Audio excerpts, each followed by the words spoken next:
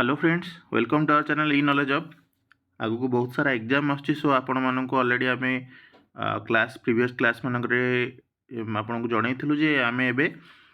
Mostly सबु PIQ session गुडी को आनिबु, ता सहित क्वेश्चन आंसर सेशन मध्ये आनिबु। एबे जेहेतु मॉडर्न ओडिशा हिस्ट्री एबे रिसेंटली पढ़ी तो तार पार्ट 2 मध्ये आसिया जाउची, जोथरे कि आपनकर कंप्लीट मॉडर्न ओडिशा हिस्ट्री को कवरेज करा जाउची पूरा डिटेल्स रे। ता सह आपण माने आगु को मध्य ज्योग्राफी, इकोनॉमी, पॉलिटी ए सब रो क्वेश्चन आइदर और तार कवरेज सिलेबस पूरा कवरेज रो आपण वीडियो पाइबे। एबे आपनकर एप्रिल मासर सेकेंड वीक रे करंट अफेयर्स मध्ये आगु आसिया को जाउची। सो आपण हम चैनल सहित जोड़ी हुई ये सब जिनस प्रिपरेशन स्टार्ट करंतु। आ बहुत कम दिन अच्छे, सो आपण माने आउ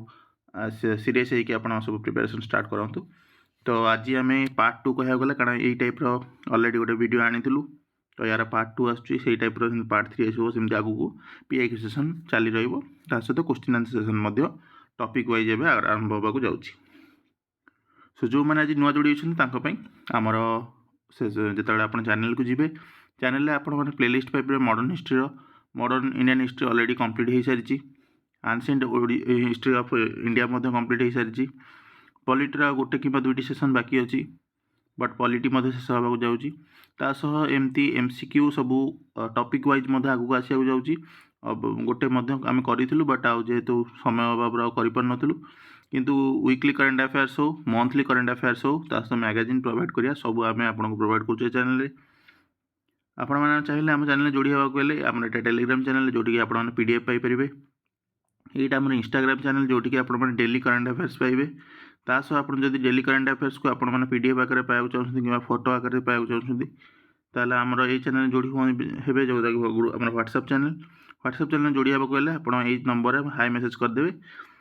जदि हाई मेसेज कर देन, सब तक लिंक आपण मते प्रोवाइड करा जाई परिबो। नहले व्हाट्सएप रो जदि कहबे आपण माने प्रोवाइड करा जाउची आपन वीडियो रो तळे डिस्क्रिप्शन रे लिंक टी, ताले आपण डायरेक्ट मते जॉइन कर परिबे। सो आपण ओपीएससी हो कि ओडब्ल्यूएससी कि O3SC कि जे कोन टीचिंग एग्जाम में यदि प्रिपरेशन होउचंती, ताले जीएस सब्जेक्ट जो कोन सी एग्जाम रे अछि, ताले आपण माने हम चैनल से जोड़ी होई प्रिपरेशन को स्टार्ट करंतु। सो लेट न करी स्टार्ट करिबा। फर्स्ट क्वेश्चन जोटा हमर अछि,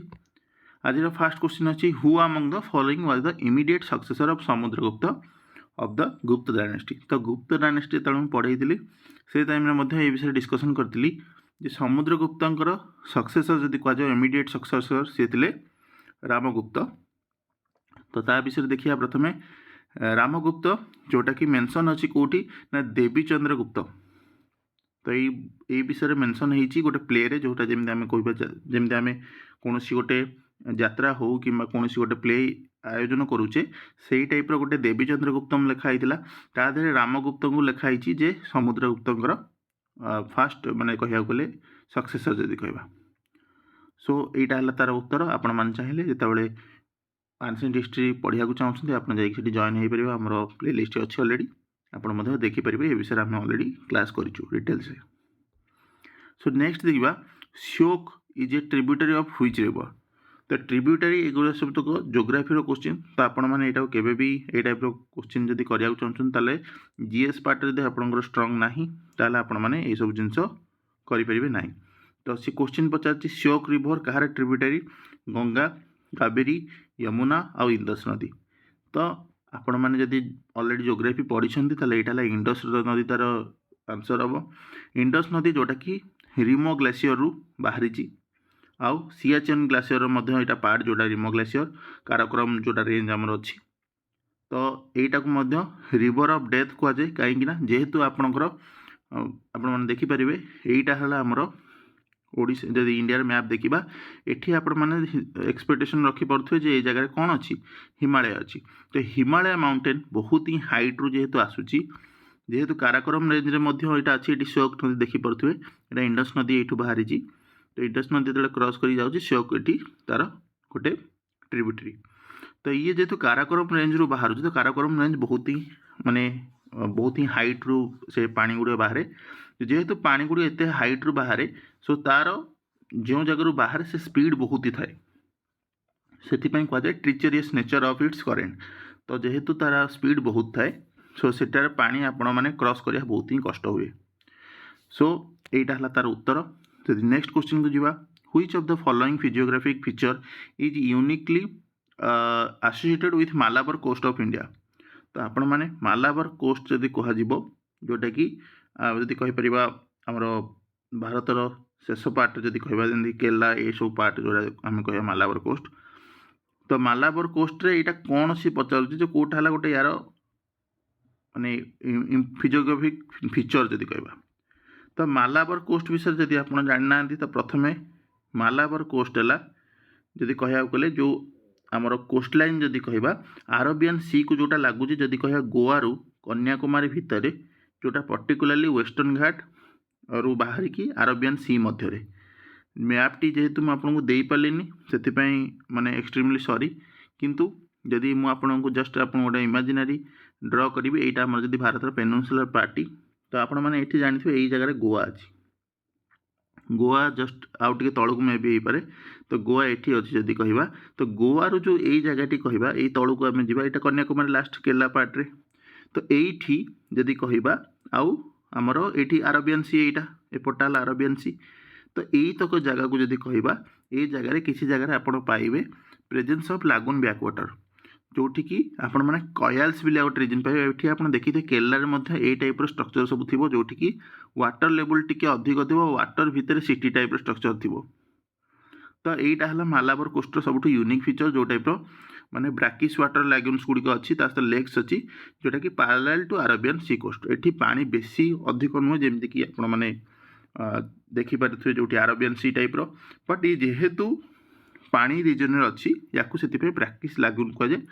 ଲେକ୍ସ ମଧ୍ୟ ବହୁତ ସାରା ଏଠି ଅଛି। ତ ଏମାନେ ଫର୍ମ ହେଉଛନ୍ତି କ'ଣ, ଆକ୍ସନ୍ ଅଫ୍ ୱେଭ୍ସ ଆଣ୍ଡ ସୋର୍ କରେଣ୍ଟସ୍ creating low barrier island across the mouth of river. ତ ମାଉଥ୍ ଅଫ୍ ରିଭର ଏରିଆରେ ଯଦି କୁହାଯିବ ଲୋ ବ୍ୟାରିୟର ଆଇଲ୍ୟାଣ୍ଡ ଗୁଡ଼ିକ ଏଗୁଡ଼ା ସବୁ କୁହାଯାଏ। ସେଠି ଆପଣମାନେ ଦେଖୁଥିବେ କେରଲାରେ ମଧ୍ୟ ବହୁତ ସାରା ଭିଡ଼ିଓ ଯଦି ଆପଣ ଦେଖିଥିବେ, ଇଭେନ୍ ଗୋଆରେ ମଧ୍ୟ ଦେଖିଥିବେ ଯେ ଘର ଗୁଡ଼ିକ ସବୁ ମାନେ ଚଳନ୍ତା ଘର ଯଦି କୁହାଯାଏ, ଯେ ସିପ୍ ଉପରେ ମଧ୍ୟ ବହୁତ ଜାଗାରେ ଘର ଷ୍ଟ୍ରକ୍ଚର ତିଆରି ହେଇଥାଏ। ଆପଣମାନେ ବହୁତ ସାରା ଜାଗାରେ ଟୁରିଜିମର ମଧ୍ୟ ଭିଡ଼ିଓ ମଧ୍ୟ ଦେଖିଥିବେ। ତ ତା ନାଁ ଟିକେ ମଧ୍ୟ ମନେ ରଖନ୍ତୁ, କାୟାଲ୍ସ କୁହାଯାଏ। ଏଇ ଟାଇପ୍ର ଏରିଆକୁ କାୟାଲ୍ସ କୁହାଯାଏ। Then the eastern coastal plains are formed by the deltas of which major rivers including Mahanadi ଓ ଗୋଦାବରୀ। ତ ଆପଣମାନେ ଭାରତର ମାନଚିତ୍ରକୁ ଯଦି ଦେଖିବେ, ଭାରତର ମାନଚିତ୍ରରେ ଏଇଟା ହେଲା ୱେଷ୍ଟ ସାଇଡ଼୍, ଆମେ ଯେଉଁଟା ପଢ଼ିଲେ ଏଇ ସାଇଡ଼୍ଟା। ଦେନ୍ ରହିଲା ଏପଟେ ଇଷ୍ଟ ସାଇଡ଼୍ରେ ସେ ପଚାରୁଛି ଯେ କୋଷ୍ଟାଲ ରିଜନରେ କେଉଁ କେଉଁ ମେଜର ରିଭର ଗୁଡ଼ିକ ଅଛି, ଯେମିତିକି ମହାନଦୀ, ଗୋଦାବରୀ ଅଛି, ଆଉ ତା ସହିତ ଆଉ କ'ଣ ଅଛି। ତ ପ୍ରଥମେ ଆପଣ ଯଦି ଓଡ଼ିଶାର ଜୋଗ୍ରାଫି ବିଷୟରେ ପଢ଼ିଛନ୍ତି, କିମ୍ବା ଯଦି ଇଣ୍ଡିଆନ୍ ଜୋଗ୍ରାଫି ବିଷୟରେ ପଢ଼ିଛନ୍ତି, ତାହେଲେ ତିନୋଟି ନଦୀ ଆପଣ ଯଦି ମେନଲି ଶୁଣିଥିବେ। ପ୍ରଥମେ ହେଲା ଗୋଟେ ମହାନଦୀ, ଗୋଟେ ହେଲା ଗୋଦାବରୀ, ଗୋଟେ ହେଲା କୃଷ୍ଣା, ଆଉ ଗୋଟେ କାବେରୀ। ଆମେ ନାଁ ବି ଶୁଣିଥିବା MGK ଯଦି ଆପଣମାନେ ମନେ ରଖିବାର ଅଛି, MGK ପଢ଼ିପାରିବେ, କିମ୍ବା MG2K ମଧ୍ୟ ପଢ଼ିକି ମନେ ରଖିପାରିବେ।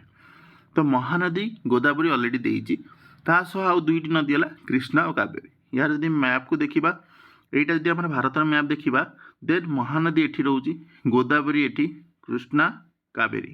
ତ ଏଇ ଚାରୋଟିଯାକ ନଦୀ ଆସିକି ବେ ଅଫ୍ ବେଙ୍ଗଲରେ ପଡ଼ୁଛି। ତ ବେ ଅଫ୍ ବେଙ୍ଗଲ ଯେହେତୁ ସବୁତକ ପଡ଼ୁଛି, ତ ଇଏ ହେଲା ଆକ୍ଚୁଆଲି ଯଦି କୁହାଯିବ ଆଲୁଭିଆଲ ଡିପୋଜିଟ୍ ଗୁଡ଼ିକ ଏଇଠି ଆସି କରୁଛି ଏ ଏରିଆରେ। ତ ଏ ଏରିଆରେ ଇଷ୍ଟ କୋଷ୍ଟ ପ୍ଲେନ୍ ଯେଉଁଟା କୁହାଯାଏ, କୋଷ୍ଟାଲ ଏରିଆରେ ଏଇଟା ଯେହେତୁ ଆସିକି ପଡ଼ୁଛି, ସେଥିପାଇଁ ଏହାକୁ କୁହାଯାଏ ଯେ ଏଇ ଚାରୋଟିଯାକ ନଦୀ ମିଶିକି ହିଁ ଆକ୍ଚୁଆଲି କୋଷ୍ଟାଲ ଏରିଆକୁ ଫର୍ମେସନ୍ କରିଛନ୍ତି। ତ ନେକ୍ସଟ କ୍ୱେଶ୍ଚିନ୍ ଯିବା, Which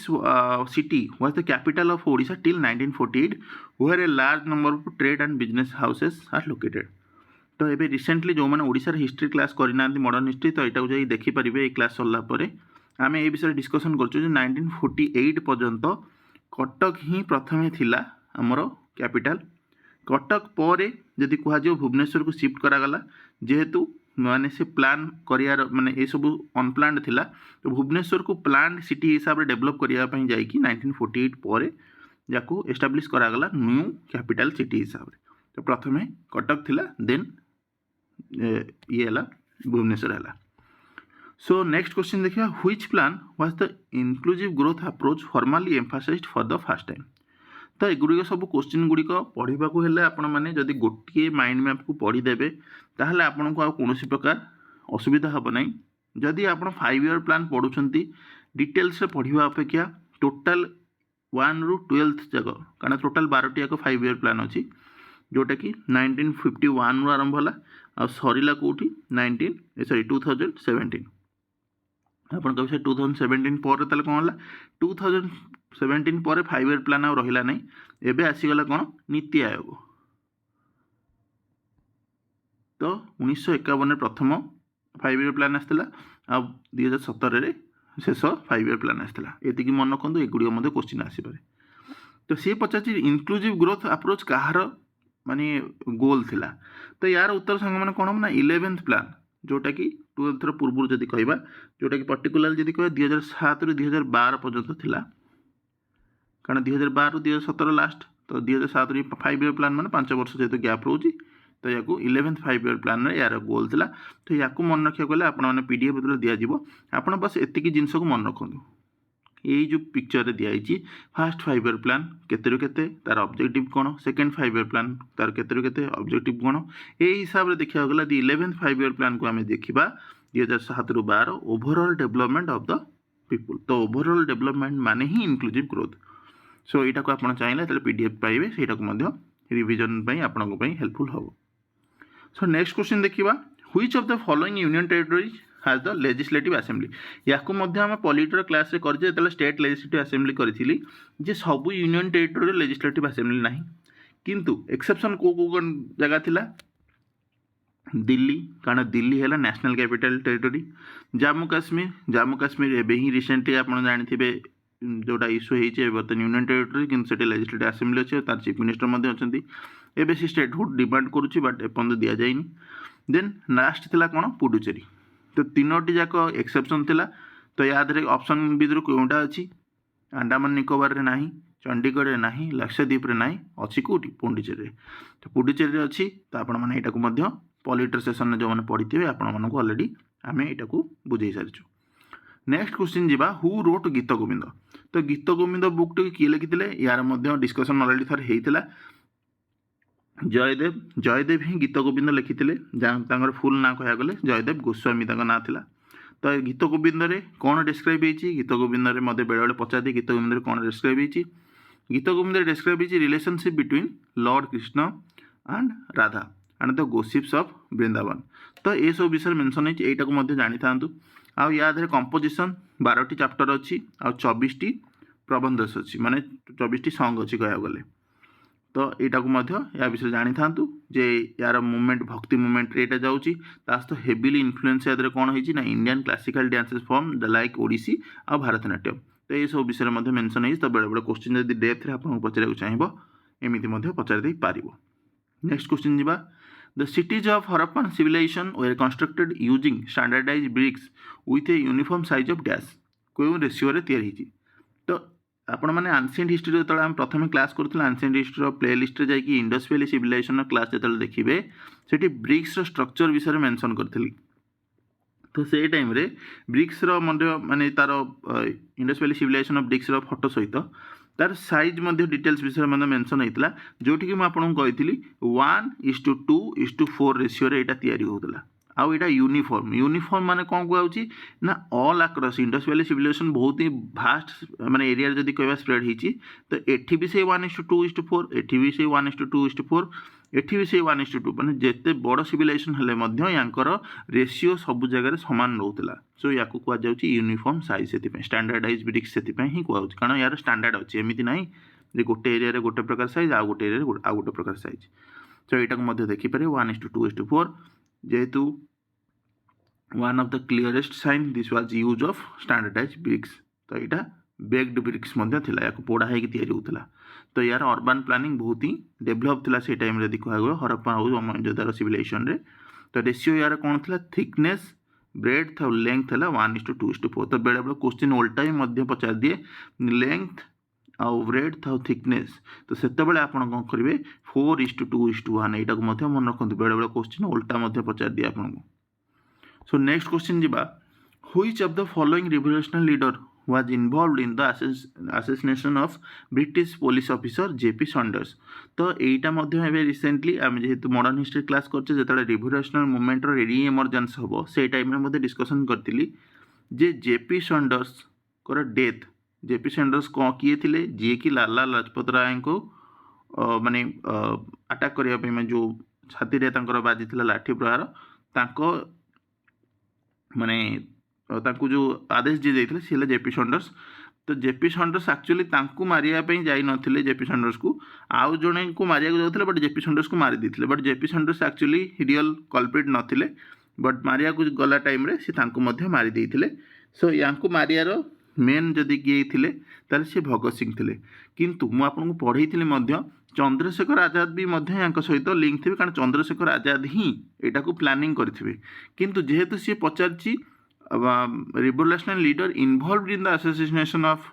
ब्रिटिश पुलिस ऑफिसर से यार उत्तर हम भगत सिंह किंतु प्लानिंग करथिले यार किए भगत चंद्रशेखर आजाद तो यहाँ को मन रखु बेले बेले क्वेश्चन उल्टा पचार दे पारे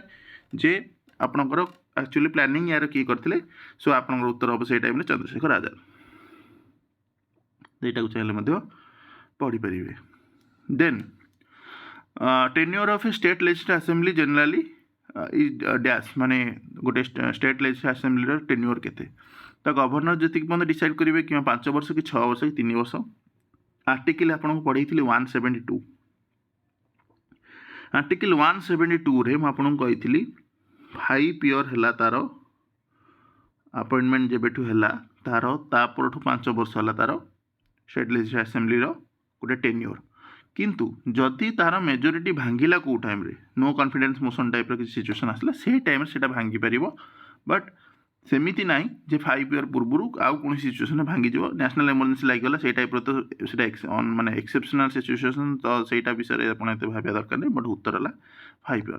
तो या विषय आप चाहिए अलरेडी क्लास होने पढ़ी पारे ना आप पीडीएफ पढ़ी पारे नेक्स्ट क्वेश्चन जीवा which of the following districts of Odisha known as the silver city has established prominence as a leading district of state due to its diversified economic activities since the time of British Raj. तो option कौन दौची बालेश्वर राउरकेला पुरी और कटक प्रथम जो silver city आम पढ़ुचे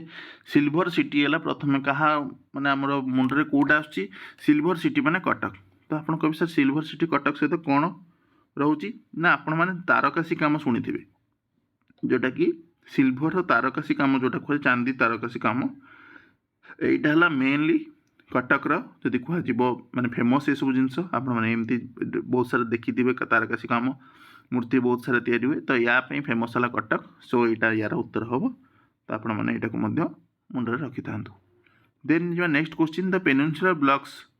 northern boundary runs near Delhi and parallel which 2 rivers before reaching the Rajmahal hill तो कृष्णा गोदावरी गंगा ब्रह्मपुत्र गंगा यमुना नर्मदा तापी तो प्रथमे map टिके जो देखिए आपड़ जो पढ़े गंगा और जमुना नदी विषय आप बहुत शीघ्र आम आने को चेष्टा करोशा जोग्राफी सॉरी इंडियन जोग्राफी जो सब नदी मान पैटर्न केमती कौन सब आसिक जॉइंट हो ट्रिब्यूटरी गुड़िक कौन कौटी जाकि ड्रेन होता पूर्व कौन कौन सब क्रिएसन हो तो से सब विषय क्लास करेंगे बहुत शीघ्र आम क्लास नबू तो गंगा यमुना आप पढ़े यहाँ देखिए राजमहल हिल यहाँ राजमहल हिल तो आपण मैंने जो इंडिया मैप देखिए यहाँ है गंगा यहाँ है यमुना तो ये जो जगह यहाँ है राजमहल हिल जो मझे जो गैप टी रोचे तो एमाने गंगा और यमुना ये देखिए पैरेलली आसूची तापर जाई एकाठी होची गोटे पॉइंट रे तो यहाँ है तार उत्तर सो गंगा और यमुना दुईटी जाक नदी जी कि जोटा कह पैरेलली राजमहल हिल्स पूर्व आग किसी जगह से पैरेलली मूव कर देन जाइए गोटे जगह एकाठी होगी तार गंगा नदी पुणी बोची तार ट्रिब्यूटरी गुड़िया पुणी एकाठी होगी कौटी जाऊँगी ना आमर वेस्ट बेंगल को जाऊँगी वेस्ट बेंगल जाइए बांग्लादेश जाइए सुंदरबन डेल्टा जाइए एकाठी होती बे ऑफ बेंगल जाइए पढ़ुं सो यहाँ तार जदि माने रूट कहीपर बाकी यहाँ को डिटेल्स आम क्लास करवा नेक्स्ट क्वेश्चन जीवा डायरेक्टिव प्रिंसिपल जोटा कि रिफ्लेक्ट हो क्यों आइडियल्स गुड़िक माने जोटा प्रिएम्बल मेंशन होती तो प्रथम गोटे जिन डीपीएसपी डीपीएसपी फुल फॉर्म है कौन directive principle of state policy तो डीपीएसपी जोटा मुझे आपको कही या देर क्यों प्रिएम्बल एगुड़ा सब मेंशन होती रिपब्लिक होती सोवरेन होती सोशलिस्ट होती डेमोक्रेटिक होती किंतु डीपीएसपी क्या माने रिफ्लेक्ट कर कहबा अच्छा डीपीएसपी रे रिपब्लिक रो कौन प्रकार माने कहि परिबा जे आइडियलटा रिफ्लेक्ट होउची कि नाही सोवरेन रो किछि आइडिया नाही डेमोक्रेटिक रे किछि आइडिया नाही किंतु सोशलिस्ट कारण डीपीएसपी एक्चुअली यदि कहया गले लोक मानकर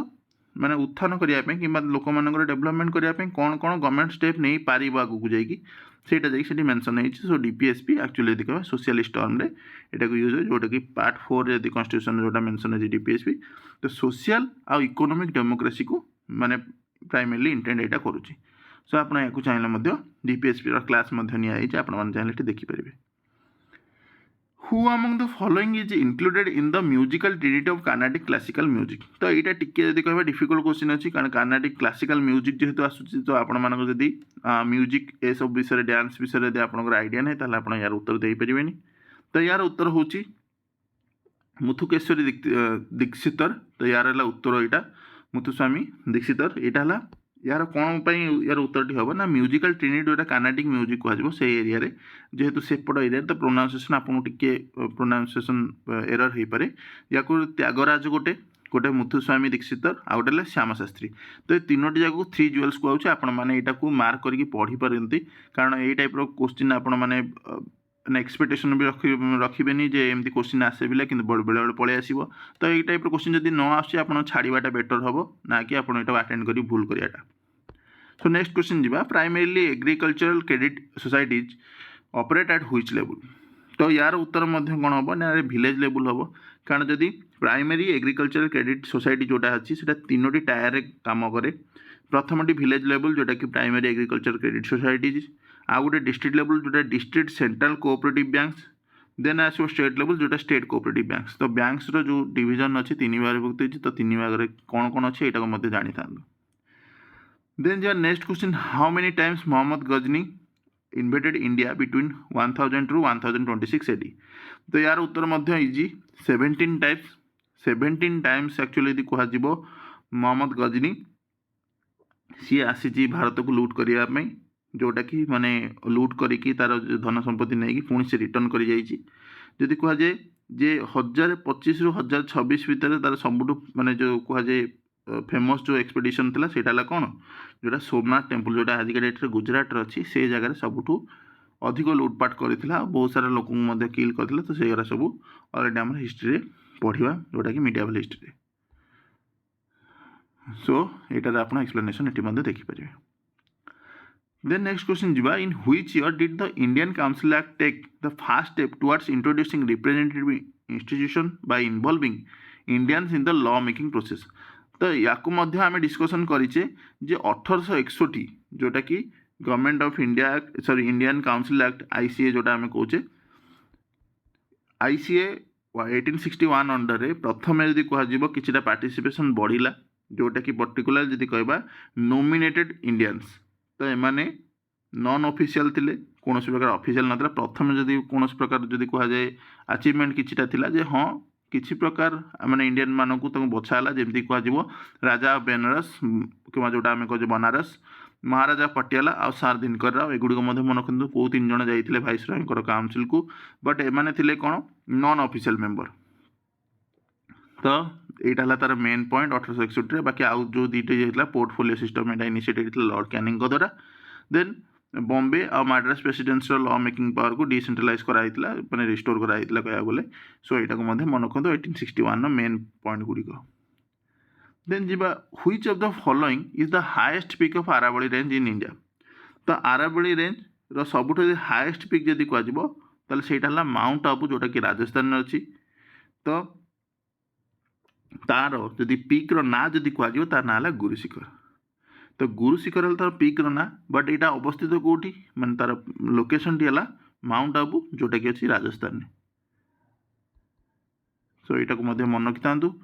यार हाइट जदि कह 1722 मीटर्स आउ यार ना है Guru Shikhar highest point in Rajasthan and entire Aravalli range which is the oldest fold mountain system in the world तो यहाँ को मन रखि था एक्स्ट्रा पॉइंट हिसाब से which of the following movement was related to Chhattisgarh এইটা ମଧ୍ୟ ଟିକେ ମାନେ ଆପଣମାନେ କହିପାରନ୍ତି ଡିଟେଲ୍ସରେ କ୍ୱେଶ୍ଚିନ୍ଟି ଆସିଛି। ତ ୟାର ଉତ୍ତର ହେବ ପାର୍ଲାକୋଟ ରେବେଲିଅନ୍। ପାର୍ଲାକୋଟ ରେବେଲିଅନ୍ ଯେଉଁଟାକି ଛତିଶଗଡ଼ରେ ହେଇଥିଲା ବସ୍ତର ରିଜନରେ, ଯେଉଁଟାକୁ ହେଡ୍ କରିଥିଲେ କିଏ ଗେନ୍ ସିଂ, ଯିଏକି ଜମିଦାର ଥିଲେ ସେ ଏରିଆରେ। ଟ୍ରାଇବାଲ୍ ଅପରେଜିଂ ମୁଭମେଣ୍ଟ ଓବିୟସଲି ଏକ୍ସପ୍ଲୋଇଟେସନ୍ ଯେଉଁ ହେଉଥିଲା ବ୍ରିଟିଶମାନଙ୍କ ଦ୍ୱାରା ଆଉ ମରାଠା ଆଡମିନିଷ୍ଟ୍ରେସନଙ୍କ ଦ୍ୱାରା, ତା ପାଇଁ ସେମାନେ ଇଏ ମାନେ ଏଇ ଅପରାଇଜିଂଟି ହେଇଥିଲା। ଆଉ it is considered one of the earliest and most significant tribal revolts in Chhattisgarh history. ତ ଛତିଶଗଡ଼ ହିଷ୍ଟ୍ରିର ଏଇଟା ମୋଷ୍ଟ ମାନେ ଇମ୍ପୋର୍ଟାଣ୍ଟ ପାର୍ଟ। ତ ଆପଣମାନେ ଏଇଟାକୁ ପାର୍ଲାକୋଟ ରେବେଲିଅନ୍ଟିକୁ ମଧ୍ୟ ମନେ ରଖିପାରନ୍ତି। ଦେନ୍ 21 ନମ୍ବର କ୍ୱେଶ୍ଚିନ୍ ଯଦି ଦେଖିବା, the river valley in the peninsula region are typically shallow and have what kind of gradient? ତ ଗ୍ରାଡ଼ିଏଣ୍ଟ କ'ଣ ଆସୁଛି ଯଦି କହିବା ମାନେ ପେନିନସୁଲା ରିଜନରେ, ତ ପେନିନସୁଲା ମାନେ ଏଇ ପାର୍ଟଟି ଭାରତର। ତ ପେନିନସୁଲା ରିଜନ୍ ମାନେ କହିବାକୁ ଗଲେ ଯେହେତୁ ଏଠି ପାହାଡ଼ ଏତେ ନାହିଁ କହିବାକୁ ଗଲେ, ଯେହେତୁ ମାନେ ମେଜରଲି ଯଦି କହିବା ଏଇଟା ମାନେ ପ୍ଲେନ୍ ଏରିଆ, ତ ଏଠି ଆପଣମାନେ ଲୋ ଗ୍ରେଡ଼ିଏଣ୍ଟ ଦେଖିବେ। ତ ଆପଣ କହିବେ ସାର୍ ଲୋ ଗ୍ରେଡ଼ିଏଣ୍ଟ ମାନେ, ଯେତେବେଳେ ଆପଣ କୌଣସି ରିଭର ସିଷ୍ଟମକୁ ପଢ଼ିବେ, ରିଭର ସିଷ୍ଟମର 3ଟି ଷ୍ଟେଜ୍ ଆସୁଛି। ଗୋଟେ ଆସିବ ୟଙ୍ଗ ଫେଜ୍, ଗୋଟେ ହେଲା ମିଡ଼ିଲ୍ ଫେଜ୍, ଆଉ ଗୋଟେ ହେଲା ପୁରା ଓଲ୍ଡ ଫେଜ୍। ମାନେ ଓଲ୍ଡ ଫେଜ୍ ବେଳକୁ ମାନେ ୟଙ୍ଗ ଫେଜ୍ ମାନେ ସେ ବହୁତ ତାର ସ୍ପିଡ଼ ବହୁତ ଥିବ, ସ୍ପିଡ଼ ବହୁତ ଥିବ ମାନେ ତା ଦେହରେ ଇରୋଜନ୍ ମଧ୍ୟ ଅଧିକ ହେବ। ତାପରେ ମିଡ଼ିଲ୍ ଫେଜ୍ ଯେଉଁ ଟାଇମ୍ରେ ସେ ଇରୋଜନ୍ ଗୁଡ଼ିକ ଯେଉଁଟା କରିକି ଆସିଥିବ ସେଠି ଡିପୋଜିଟ୍ କରିବ ଛୋଟ ଛୋଟ ଛୋଟ ଛୋଟ ପଥରରେ। ଦେନ୍ ଓଲ୍ଡ ଫେଜ୍ ମାନେ ଏଠି ପୁରା ଧୀରେ ବୋହିବ। ତ ଏଇଟା सो नेक्स्ट क्वेश्चन देखिए 22 नंबर क्वेश्चन है the ban of single use plastic in India was implemented in dash. तो जदि कौ मसीह से पचार सिंगल यूज प्लास्टिक बैन होता, तो यहाँ करेन्ट अफेयर क्वेश्चन 2022 जदि कह गवर्नमेंट जुलाई 1 रु जदि कह यहाँ पर्टिकुलाली डेट जो थी कि बैन होता आमर plastic waste management amendment rules 2021 जदि कह गले। सो यहाँ मन रखि था। देन जीवा 23rd number question, which of the following cities was the capital of Mauryan empire. तो मौर्यन एम्पायर क्योंटा कैपिटल, तो यहाँ जो मौर्यन एम्पायर मुझे पढ़ाई से पाटलिपुत्र मेंशन था। तो से टाइम आपको कही पाटलिपुत्र है मौर्यन एम्पायर माने एक्चुअली कैपिटल थिला, जोटा कि आज डेट पाटना बिहार रे जदि कह आज डेट अवस्थित अच्छी। सो नेक्स्ट जदि क्वेश्चन जीवा, which of the following geographical formation is primarily responsible for the origin of the Lakshadweep island. तो लाक्षाद्वीप आइलैंड जो पढ़ा सेटा तार ओरिजिन जदि कह कोराल डिपोजिट रु आरंभ होची। कोराल माने फॉर्मेशन जिते हुए सेटा गोटे वन टाइप ऑफ ऑर्गेनिज्म जोटा कि मैरिन जोटा माने हमर मैरिन माने आपन समुद्र रे जोटा अवस्थित अच्छे माने समुद्र भितर जोटा थांती, तो से माने 1000 ऑफ माने इयर्स जो बीती जाए से माने एकाठी होगी वन ऑफ द टाइप गोटे कहते जो गोटे स्ट्रक्चर तैयारी कर दिखते कहुए कोराल फॉर्मेशन कि कोराल डिपोजिट हुए। तो से coral deposit layer by layer by layer by जो हो सारी से लाक्षाद्वीप आइलैंड रे आपण मैंने देखिपारे जेटा एवं आज डेट में अच्छी। तो नेक्स्ट क्वेश्चन देखिए, which Congress leader was known for his works in social reform through the servants of the Indian society founded in 1905। यहाँ मध्य मॉडर्न हिस्ट्री में आपको पढ़ाई सर्वेंट्स ऑफ द माने इंडियन सोसाइटी जोटा थिला 1905 रे से गोपाल कृष्ण गोखले कि जीके गोखले आम जहाँ कहूँ, तो जीके गोखले अवदान अधिक जो थी कि सोशल रिफॉर्म मूवमेंट गुड़िक स्टार्ट करते से टाइम आउ इवन कही गुरु सी थे कहार ना सी पॉलिटिकल मेंटर थे महात्मा गांधी। तो यहाँ से टाइम पढ़ाई इवन मॉडरेट लीडर बिला थे विषय में ऑलरेडी आपको क्लास रे पढ़ाई। तो नेक्स्ट क्वेश्चन जीवा, the balance of payment crisis 1991 acted as a catalyst for dash. तो मुझे आपको ऑलरेडी 1991 रे जितेबाला बैलेंस ऑफ पेमेंट क्राइसिस विषय गोटे क्वेश्चन आप डिस्कसन करी जे ये आपणकर 3टी जिनस आसला जोटा को आम आज डेट कहे एलपीजी। एलपीजी माने गैस नुहे, एलपीजी माने लिबरालाइजेशन प्राइवेटाइजेशन ग्लोबलाइजेशन। तो ये 3टी जगह द्वारा कौन है एग्रीकल्चर पॉलिसी रे किसी डेवलपमेंट है कि नहीं, इंडस्ट्रियल पॉलिसी रे ही डेवलपमेंट है, कारण लिबरालाइजेशन प्राइवेटाइजेशन ग्लोबलाइजेशन 3टी जाक इंडस्ट्रियल पॉलिसी रे ही माने तार माने कहुए इंपोर्टेंस अधिक। देन नेक्स्ट क्वेश्चन जीवा, Aatmanirbhar Bharat Abhiyan encompasses all of the following measures except dash. तो ता भितर कोटा नुहे आत्मनिर्भर भारत अभियान अंडर जदि कहवा, तो यार उत्तर कौन कौन ऑप्शन कौन दी, reduction in food grain procurement for PDS, liquidity infusion into MSMEs, promoting local manufacturing आउ opening of the sector for the private players. तो यहीटा भी तो हम प्राइवेट प्लेयर्स को ओपनिंग होची, लोकल मैन्युफैक्चरिंग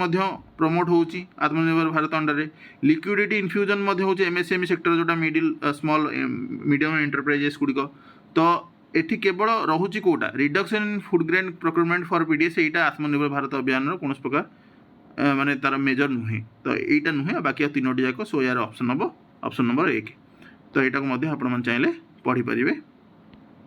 देन नेक्स्ट जीवा क्वेश्चन हु हेड्स ए ग्राम पंचायत ये बहुत इजी क्वेश्चन एवं ही पढ़ाई जो 73rd और 74th कन्स्टिट्यूशनल अमेंडमेंट पढ़ाई से टाइम कही सरपंच ही ग्राम पंचायत यदि हेड कहुपर 73rd कन्स्टिट्यूशनल अमेंडमेंट एक्ट जोटा कि आसीला से टाइम रे आसीला कौन पंचायत राज सिस्टम PRI जोटा को आम कहे पंचायत इंस्टीट्यूशन कहे जोटा कि 3 टायर आमर जो सिस्टम अच्छी जो पावर डिसेंट्रलाइजेशन प्रोसेस रे एटाला तार सब लोअर मैंने कहुपर स्टेज जोटा विलेज कि small town level society so sarpanch यार स्पोक्स पर्सन कि चेयरमैन जोटा कि village council. Then next question देखा globalisation is a multi dimensional concept which of the following are the manifestation of the globalisation तो globalisation यार कौन manifestation या भर अच्छी तो जदि यार देखा उत्तर कौन हम यार उत्तर हम ओबियसली तीनोटी जाक पॉलिटिकल इकोनॉमिकल कल्चरल सबुतक वैल्यू याद आमर अच्छी सो यहाँ को आंसर हम बोथ माने तीन टाक ABC तीनोटी ऑल ऑफ द अबव तो यहाँ को आप चाहिए पढ़ी पारे। Then who among the following is the author of the novel Durgesh Nandini with written in 1865 तो यहाँ टी आपण माने कनसेप्चुअल क्वेश्चन दुर्गेश नंदिनी किए लिखिले तो जेहेतु यहाँ ओडिशा माने हिस्ट्री सहित अच्छी आप मॉडर्न हिस्ट्री सहित तो बंकिम चंद्र चटर्जी बुक लिखिले दुर्गेश नंदिनी जोटा कि 1865 मसीह यहाँ गोटे प्रथम यदि कह फास्ट मेजर बेंगली नोवेल जोटा कि लिटरेचर इंडियन लिटरेचर जब कह माइलस्टोन अचीव करता से टाइम रे तो बंकिम चंद्र मेन जो बुकटी आनंद मठ विषय कही इवन वंदे मातरम लिखिते बोले माने नेशनल सॉन्ग्स कंटेन कर आनंद मठ तो ये विषय मेंशन ऑलरेडी करी मॉडर्न हिस्ट्री बट ए बुक्र ना मेंशन होई नथला सो आप बुकटी को मन रखिपारे। हु सर्व्ड आज the fast president of India तो ये बहुत इजी क्वेश्चन प्रथम प्रेसिडेंट किए थे आम राजेंद्र प्रसाद थे 1950 रु 1962 मसीहा पर्यंत तो यहाँ को मन रखु यहाँ फैक्चुअल क्वेश्चन या कौन प्रकार बुझार ना आपंकर मोस्ट प्रोबेबली।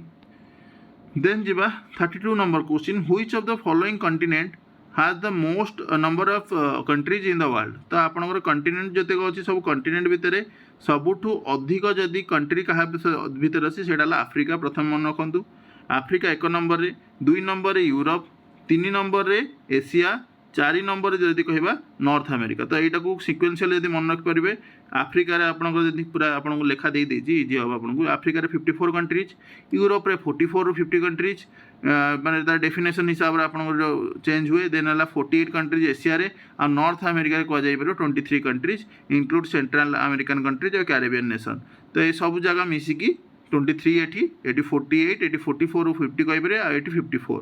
तो यहाँ है आफ्रिकार रीजन आप देखिपे जोटा मुझे मार्क करुच्ची आफ्रिकार सब तले अच्छी साउथ आफ्रिका यदि कहीपर ये सोमालिया अच्छी इथोपिया अच्छी जोटा कह जगह कौन कह गल्फ ऑफ माने ये देखिए रेड सी अच्छी देन गल्फ ऑफ आडेन हो जिबुती अच्छी यहाँ को हॉर्न ऑफ आफ्रिका कहुए यहाँ को आप मैपिंग क्लास करें डिटेल से मेंशन करिया सब टॉपिक विषय कौटी कौ लेक अच्छी आउ कौ फॉरेस्ट अच्छी ये सब विषय आम डिटेल से मेंशन करवा से टाइम बाकी नेक्स्ट क्वेश्चन देखिए international mother language day is celebrated on which date तो यार उत्तर सांग मैंने कौन हम यार उत्तर हम February 21 तो 21 February को आम सेलिब्रेट करुचे इंटरनेशनल मदर लैंग्वेज डे यार जदि माने बैकग्राउंड टी जानी यार बैकग्राउंड है यूनेस्को द्वारा यहाँ 1999 रे कहगला जे ऑनर करने कौन ना 1952 लैंग्वेज मूवमेंट इन बांग्लादेश जोटा कि ईस्ट पाकिस्तान से टाइम जो लैंग्वेज मूवमेंट आरंभ होता 1952 रे सेटा को ऑनर करने कह गले 1999 रे यहाँ को आरंभ होला आ 2002 रू या ग्लोबल रिकग्निशन मिलता February 21 को international mother language day celebrate है। 34th question which of the following Tomar ruler was credited to have established Delhi तो दिल्ली को एस्टाब्लिश किए करते यहाँ को कही अंगपाल जहाँ ना मुझे मेंशन करी अंगपाल 2 या गोटे प्रीवियस ईयर क्वेश्चन मतलब मैंने यहाँ विषय में मेंशन था अंगपाल जी की एस्टाब्लिश करते सिटी ऑफ धिलिका जोटा कि आज की डेट में दिल्ली वाला मेंशन अच्छे ना आगुरी धिलिका थिला एवं दिल्ली अच्छी 11th सेंचुरी रू जब यहाँ एस्टाब्लिश होती तोमार डायनास्टी ये है फास्ट जी की दिल्ली को कैपिटल हिसाब से किंगडम एस्टाब्लिश करते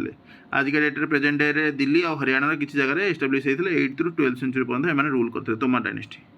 बाकी अंगपाल 2 ही यार मेन है रूलर जी कह where did Gautam Buddha attend his enlightenment तो या आपंकर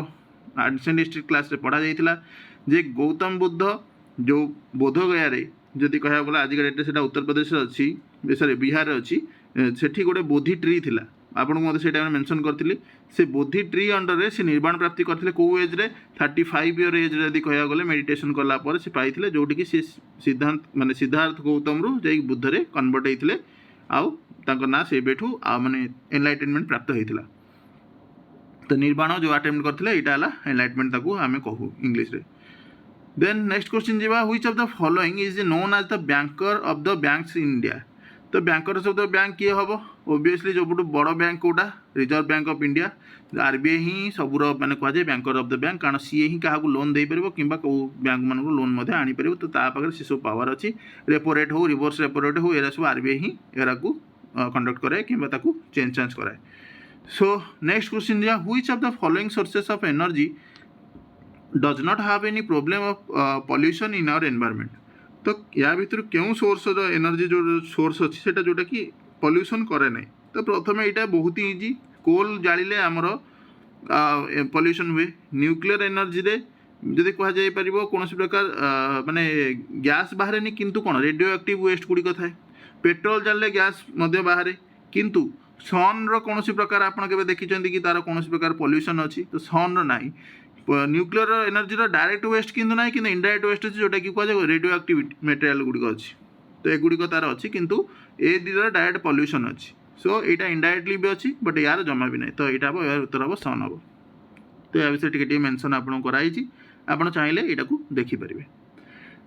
नेक्स्ट क्वेश्चन दिया which of the following modern day country was the source of blue gem stone lapis lazuli for the people of Harappan culture एटा को मध्य इंडस वैली सिविलाइजेशन क्लास रे आपको कही अफगानिस्तान से गोटे मेंशन थिला गोटे जगह आपको कही अफगानिस्तान नु जदि कहि पारे लैपिस लाजुली गोटे एई टाइप रो माने ड्राइंग टा मध्य देखैथिली जोठी कि सेठू इंपोर्ट होतला से जिंस स्टोन गुड़िक मोहनजोदारो हो हरप्पा हो ये टाइप सिटीज मानक ये कौन होता बीड मेकिंग इंडस्ट्री थी कि ज्वेलरी मेकिंग रे सब जिन यूज होता यहाँ एक्सपोर्ट होता कौटी मेसोपोटामिया को सिविलाइजेशन को यहाँ एक्सपोर्ट होता सोर्तुघाई बिला गोटे जगह मेंशन करते अफगानिस्तान जोटा कि यार माने माने प्रमुख जगह जोटि कि मिलूला ये सब जिन देन जीवा next question article 17 of the constitution of India deals with राज तो प्रथम आर्टिकल 17 कौटू जाऊँगी आर्टिकल 17 जाऊँगी फंडामेंटल राइट्स तो फंडामेंटल राइट्स आर्टिकल 14 ରୁ 18 जाऊँगी राइट टू इक्वालिटी तादर यदि आर्टिकल 17 को देखिए तो सेटा कौन जो आबोलिशन ऑफ अनटचेबिलिटी यहाँ को क्लास रे आपको बहुत डिटेल से मेंशन कराई तो यहाँ आप चाहिए क्लास रे पॉलिटर क्लास रे जाइए आप देखिपारे तो last question in which year was the Indian national Congress form तो 1885 रे जदि कह गले डिसेम्बर 28 रे माने इंडियन नेशनल कांग्रेस जोटा फॉर्म होता आलान ऑक्टेवियन ह्यूम ना विषय में मेंशन करी लीडर जमी थे कि उमेश चंद्र बानार्जी एम ना सहित कही एम प्रथमे प्रिजाइड करते कौटी ना गोकुल दास तेजपाल संस्कृत कॉलेज जोटी कि बॉम्बे रे अच्छी 72 डेलीगेट से माने थिले आलान ऑक्टेवियन ह्यूम यार फाउंडर थे फास्ट प्रेसिडेंट उमेश चंद्र बानार्जी थे फास्ट सेशन होता जोटी कौटी ना गोकुल दास तेजपाल संस्कृत कॉलेज बॉम्बे आज डेट मुंबई जदि कहीपर 28 डिसेम्बर 1885 तो प्रथम यहाँ माने क्रिएट होता कौन ना ब्रिटिश कॉलोनियल अथॉरिटीज मानक सजेस्ट करवा किसी रिफॉर्म यहाँ को कौन थे एम सब लीडर मान प्रथम जो मैंने थे 1885 रु आपको कही 1885 रु 1905 जो मैंने थे से कौन थे से मॉडरेट 1905 रु 1920 जो मैंने थे एक्सट्रीमिस्ट देन 1920 प्लस जदि आम कह 1947 पर्यंत गांधीआन फेज आसो सो यहाँ आपको ऑलरेडी पढ़ाई सारी आ मॉडर्न हिस्ट्री ऑलरेडी सरी सारी आप चाहिए सेठू जाइए पढ़ी रिविजन आपंकर करें सो आशा करुँच वीडियो पसंद आसो वीडियो यदि पसंद आसी लाइक करूँ सांग सहित सेयार करूँ और सब्सक्राइब बटन क्लिक करूँ तासह आपण मानक वीडियो केमी लगे कमेंट सेक्शन में जनातु आउ बाकी रहा आपण मानक यदि पीडीएफ दरकार रोचे आपण मानक जमी कहली ये चैनल आपण मैंने ये जॉइन हो पारे ता सहित और आपण मैंने वीडियो रे आपण जो डिस्क्रिप्शन अच्छी से क्लिक करेंगे सेठी आपण पाखे सबूर link WhatsApp channel link Instagram link सब ये मिल आउ व्हाट्सएप आउ इंस्टाग्राम में जोड़ी है आपको डेली करंट अफेयर्स मिलूँ पीडीएफ मैंने फोटो आकार में जोटि कि डेली करंट अफेयर रिविजन हो आपको आउ कौन सोर्स दरकार हम ना सो रोचे सांग मैंने धन्यवाद।